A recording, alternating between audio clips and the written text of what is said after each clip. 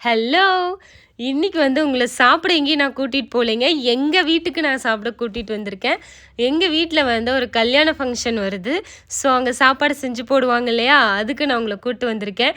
அதுவும் இந்த கல்யாண சாப்பாட நம்ம சாப்பிட்டோன்னு வைங்களேன், பயங்கரமா வெயிட் போட்டுரும். அந்த 1 வீக் நமக்கு ஸ்வீட்டா குடுத்து தள்ளிருவாங்கங்க. அந்த அளவுக்கு சாப்பாடு இருக்கும்.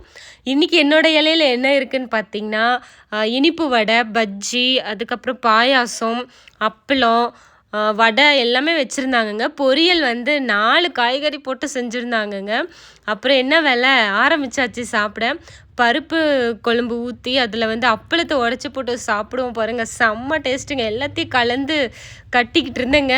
அடுத்து 1 பை 1ஆ புளிக்குழம்பு, அடுத்து அப்பளம், புளிக்குழம்பு, அப்பளம் அப்படி சாப்பிட்டுட்டு அடுத்து ரசம், அடுத்து தயிர், இந்த மாதிரி நிறைய ஊற்றி ஊற்றி நான் பாட்டுக்கு இஷ்டத்துக்கு சாப்பிட்டுக்கிட்டே இருந்தேங்க.